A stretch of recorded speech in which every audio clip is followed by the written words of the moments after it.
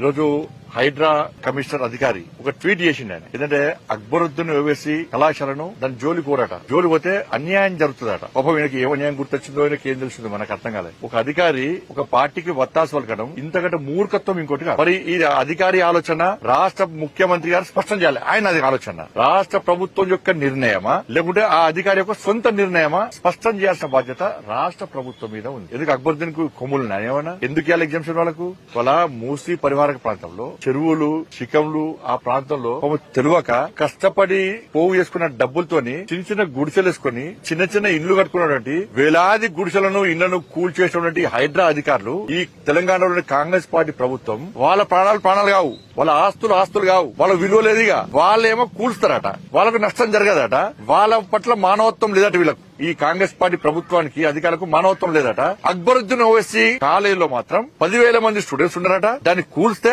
సల్కం చెరువులో ఉంది. అది ఇది నేను చెప్పింది కాదు. ఈ రాష్ట్ర ప్రభుత్వం సల్కం చెరువులో అక్బరుద్దీన్ ఓవైసీ కళాశాల నిర్మాణం జరిగింది అని చెప్పి రాష్ట్ర ప్రభుత్వమే స్పష్టం చేసింది. చేసినప్పుడు కూల్చాలనా లేదా మీరు చెప్పండి అన్న. వాళ్ళ గత ఏడాది నోటీస్ ఇచ్చారు. నోటీస్ ఇచ్చినప్పుడు ఏం చేయాలి రాష్ట్ర ప్రభుత్వం? మీరు ఈ విద్యా సంవత్సరానికి అవకాశం ఇస్తున్నాం, నెక్స్ట్ విద్యా సంవత్సరానికి మీ కాలేజ్ ఉంచామని చెప్పాలి. ఎందుకు చెప్పిన ప్రభుత్వం చెప్తే ఆ విద్యార్థులందరూ కూడా వేరే కళాశాలలో షిఫ్ట్ చేసేవాళ్ళు కదా, చెప్పారు. ఇది ఓట్ బ్యాంక్. ఎంఏం పార్టీ కొమ్ము కాస్తే ఓట్ బ్యాంక్. ఎందుకు కూల్స్తారు? పేదల ఇళ్లకు ప్రాణాలకు విలువ లేదా? పేదల ఆస్తులకు విలువ లేదా? వాళ్ళ పట్ల మీకు మానవత్వం లేదా? ఒక్క ఓవైసీ కుటుంబం పట్లనే మానవత్వం ఉందా? వాళ్ళ ఆస్తులే ఇలా విద్యార్థులకు అన్యాయం చేయాలని కోరుతలే. మేము విద్యార్థులకు న్యాయం చేయాల్సిందే. ఇతర కాలేజీ షిఫ్ట్ చేయాలి. ఆ దమ్ము లేదు రాష్ట్ర ప్రభుత్వానికి. ఇలా కానిస్టేబుల్ మీద దాడి చేస్తారు, వాళ్ళకు ఒత్తాల్సి వస్తుంది ప్రభుత్వ జాగాలు కబ్జా చేస్తారు, వాళ్ళకు ఒత్తాల్సి వస్తుంది ప్రభుత్వం. ఓవైసీ కుటుంబానికి ప్రైవేటు జాగాలు కబ్జా చేస్తారు, వాళ్ళకు ఒత్తాల్సి వస్తుంది ప్రభుత్వం. కరెంటు బిల్లు కట్టరాళ్ళు పోలీసులా, వాళ్ళకు ఒత్తాల్సి వస్తుంది ప్రభుత్వం. తీవ్రవాదులకు స్థావరాలు ఇస్తారు వీళ్ళు. ఓవైసీ కళాశాలలో